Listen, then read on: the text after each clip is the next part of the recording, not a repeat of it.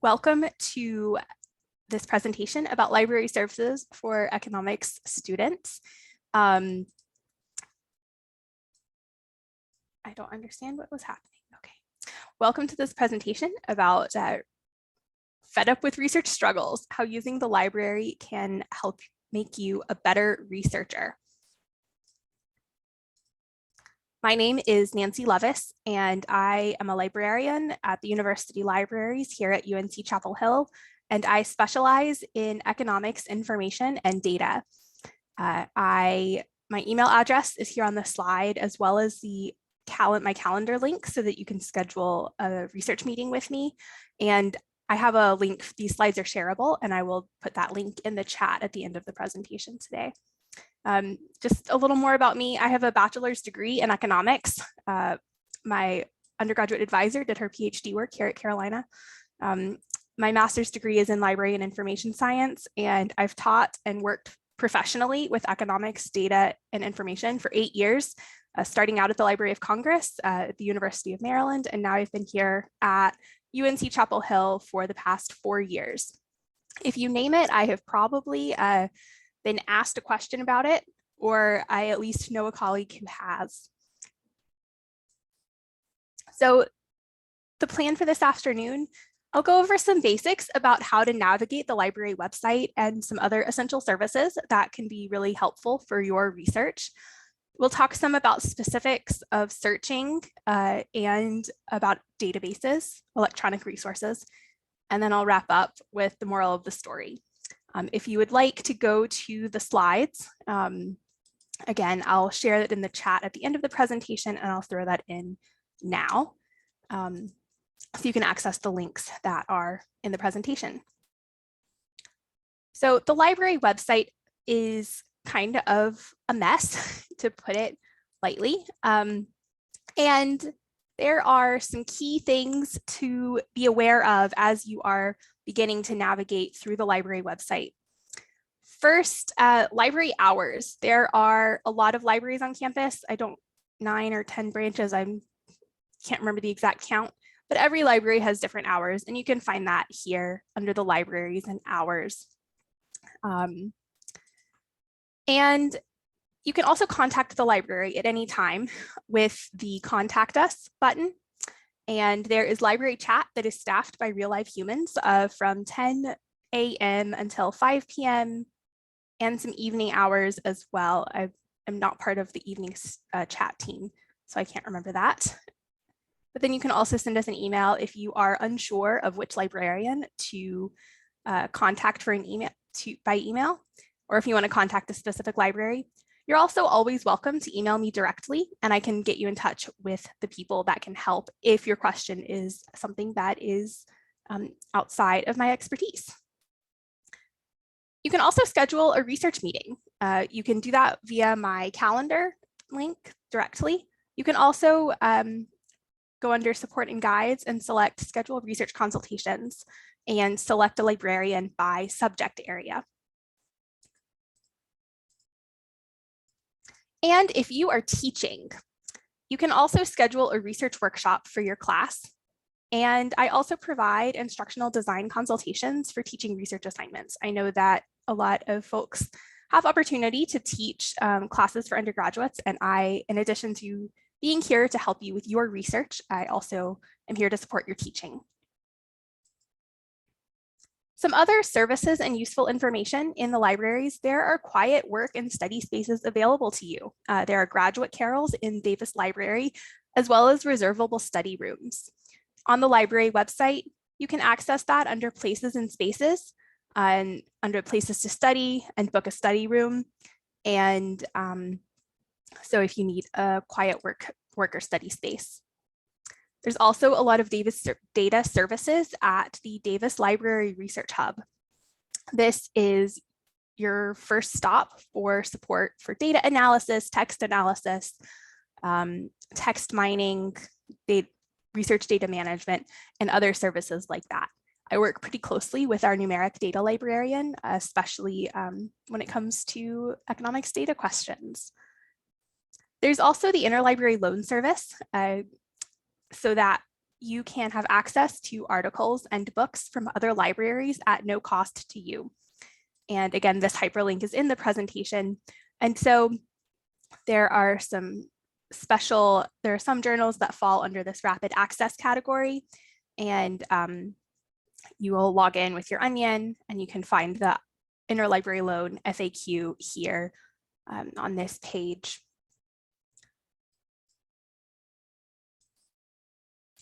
As well, you can connect your Google Scholar, your Google account, to your UNC library account. We have a special settings page so that you can do this automatically.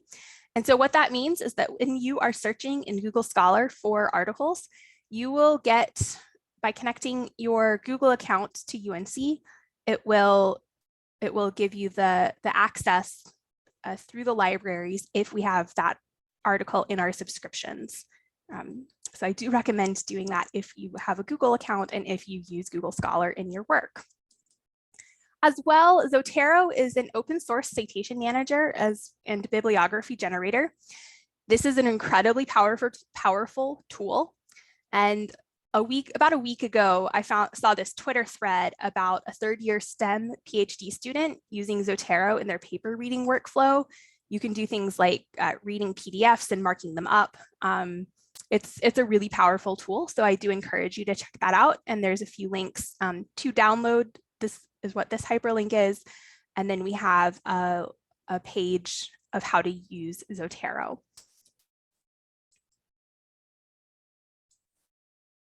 So now I'm going to talk some about searching and databases.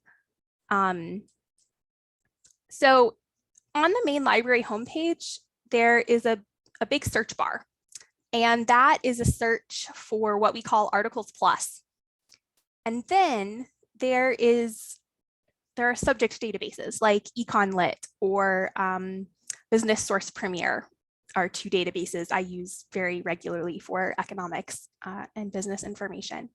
And you access subject databases by clicking on the eResearch by Discipline link. Each of these ways of searching have different uses and different purposes. So I always recommend using subject databases for things like if you need to export metadata from your search results, if you're trying to do a large-scale literature review or some sort of systematic searching. As well, using subject databases, it's a targeted search location, and that can eliminate noise from your search results.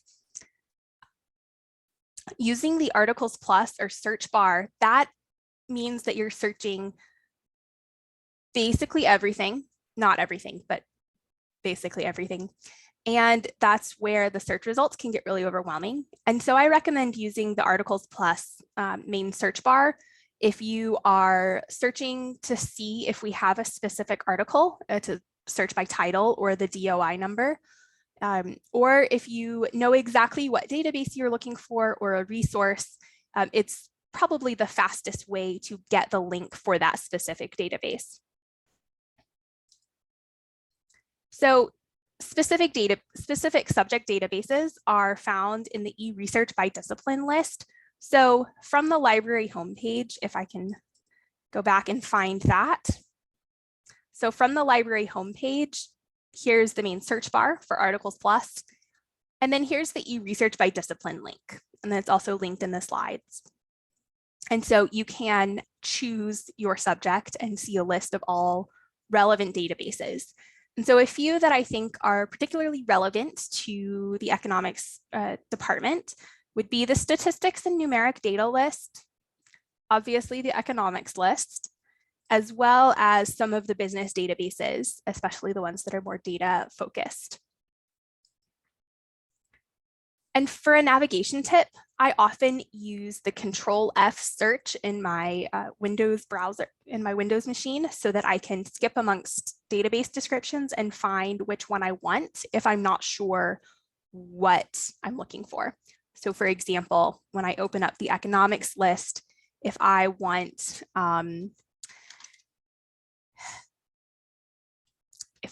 China, for instance, information about China, I can do a Control F and quickly navigate a page to China data online.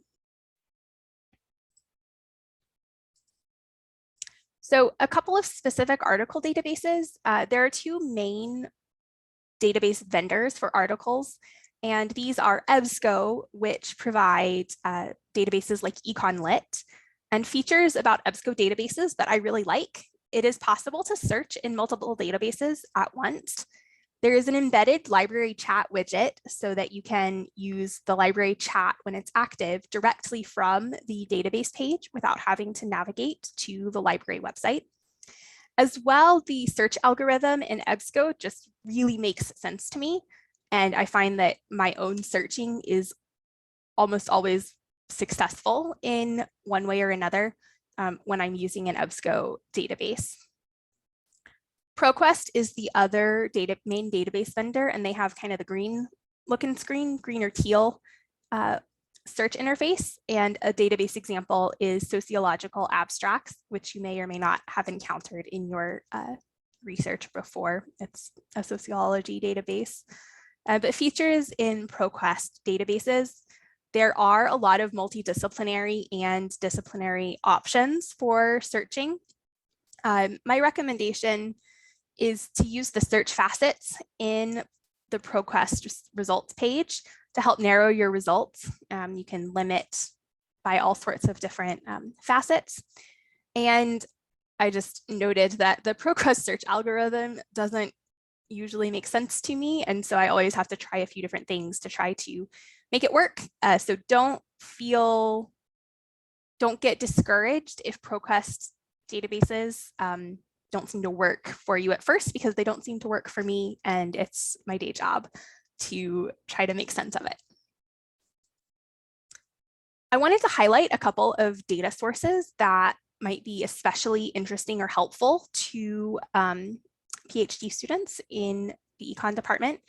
This first one is Data Planet. It's a relatively new subscription, Data Planet statistical data sets. I think we purchased it maybe right before the pandemic began.